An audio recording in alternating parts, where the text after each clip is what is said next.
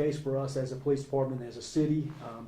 You know, when we got different pieces of the puzzle that we're working on here as a police department now. Number one is the investigative side. That is our primary responsibility, is that crime fighting element to make sure we bring offenders to justice. And I think this case, from what I can tell, all the ends are wrapped up. I don't think there's going to be a lot of conclusion to go on after this. There'll be questions that will go unanswered in this. We'll never be able to answer as a police department. That's one piece of the puzzle. There's another piece of the puzzle for us as a law enforcement agency. We have to monitor our officers now. This was a heavy-duty crime scene. I have no doubt about it. While I came to the police department and then go to the crime scene, I have gotten some details on it. And so we now have to watch out for our own officers and their mental health and how they're going to push through this incident. Well, I know we're supposed to put on that armor every single day and just sort of push through, and they did. They did a phenomenal job of pushing through that day. This is going to be a long-term thing. We have to recover from it, things you see that you can't unsee. So we'll make sure to monitor our folks, and that'll be an internal effort from our police department through our city. That's a big piece of the puzzle. In this incident, it started around on Saturday morning, the 7th. I think we got the first call around 7:05 in the morning from multiple residences on Mossy Meadow, claiming 2 individuals going door to door, banging on doors, basically saying they needed help. Our officers responded immediately, made contact with them, and that's when we were pushed to the address, the actual address on Mossy Meadow. And our officers made entry and then found the crime scene with multiple deceased inside the house, all family members related to each other, and that's where our investigation started. So it's been a long and arduous process. We apologize for delaying this long to do some sort of follow-up, but we felt like it was the right thing to do, to take our time once we thought we'd bring this to resolution a little bit and make sure we got the details right. Now, before Lieutenant Welch gets up here, we've discussed this as a group.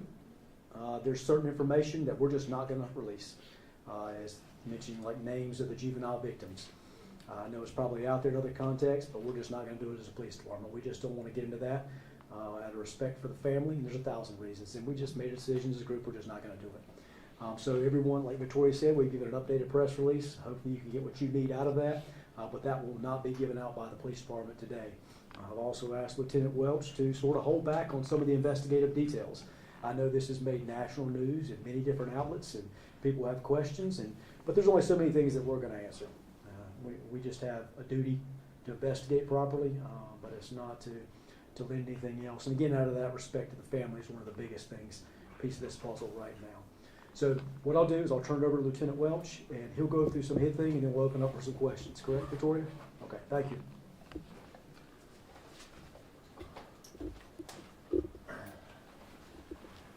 All right, thank you, Chief. My name is Lieutenant Patrick Welch. I am the lieutenant over the Violent Crimes Detective Division here at the High Point Police Department.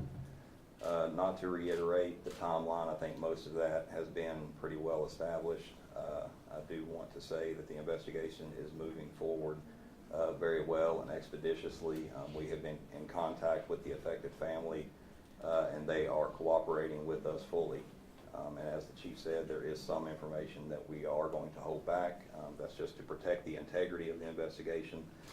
But at this time, I am at a point where we can announce that the offender and one of the deceased, Robert Jeffrey Creighton, is being looked at as the primary person who committed this act.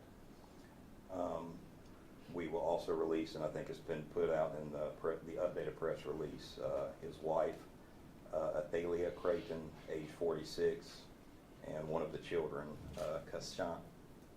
Cassine Creighton, age 18. At this point, I will try to answer any questions that you may have, and we can go from there. Yes. The press release said that 2 other people inside the home escaped. Were they related to the victims? That is correct. We aren't going to release their names at this time. 2 surviving victims did escape the residence. One of them is a direct relation, and the other was an acquaintance. Yes, ma'am. Can you release as to how they were murdered? Was it gunshot, stabbing, strangulation? Yes, I can release that the deceased did die of gunfire. Yes, sir. Did the kids go to Ragsdale? I'm going to defer those questions to Guilford County Schools. I know that we have released some information to them so that they can have grief counselors in place to help the affected student bodies. Yes, sir. So the two kids ran out of the house around 7 a.m., but do you know what time the incident actually occurred? Did they find them when they woke up? Did it happen a long time before that, or did it happen at 7? It happened concurrently around the same time when they exited the house. Part of the investigation that we're going to be looking into is the timeline of occurrences that happened inside the house. But the time that they exited the house and sought help from neighbors, it was all occurring around that same time. You again, ma'am, sorry. Do you possibly know what led up to this, why it transpired? No, and that's going to be a piece of the investigation, and I've expressed this to the family as we may never know why. What goes through the hearts and minds of a person that would do this sometimes dies with them, but we don't have any indication right now as to the why, but that's part of what we're looking at. You in the pink. Did Robert have any known mental health issues? We have information from the family that he was suffering with some mental illness. We responded to the house in January of last year where he was served an involuntary commitment. We are still looking into past involvements. I can't speak to as the reasoning under the involuntary commitment, but we do believe that it was taken out by the family and we served those papers. Yes, sir. Did Robert have the gun legally? We don't know all that yet. We're still tracing the firearm that was recovered from the scene. We're still looking at that. Paula? Patrick, I have two questions. One, can you release what type of gun it was? Was it a handgun, rifle? It's just a gun at this point. And how many calls for service had you had over so many years to that residence? So just a quick search of that address. We responded to the IVC in January of 2022. There was a domestic related call in December of 2019 that there just appeared to have been an argument with no assault. And then January 30th of 2014, there was an alleged assault again, but no PC for an arrest. And that's just a quick search that we've done. So 4 calls for service? So on the 3rd of January 2022 is the day we served the IVC paperwork. On the 2nd, there was a medical related call that's in our CAD system that we believe probably predicated the involuntary commitment the next day. You had your hand up first, I believe. I was gonna ask, do you guys know if he had any history of being violent that the living family may have shared with you?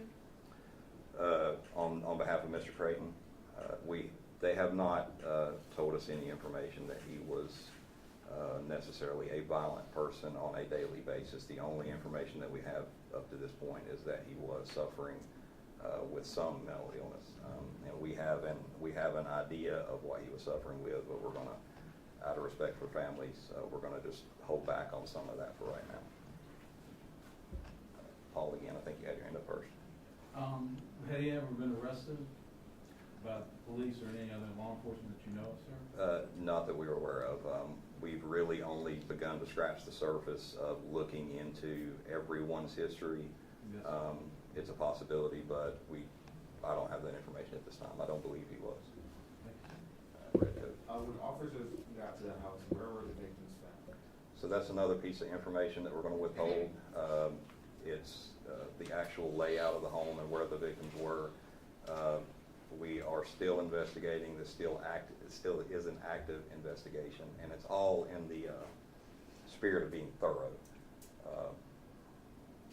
So right now we're just going to withhold that in the pink.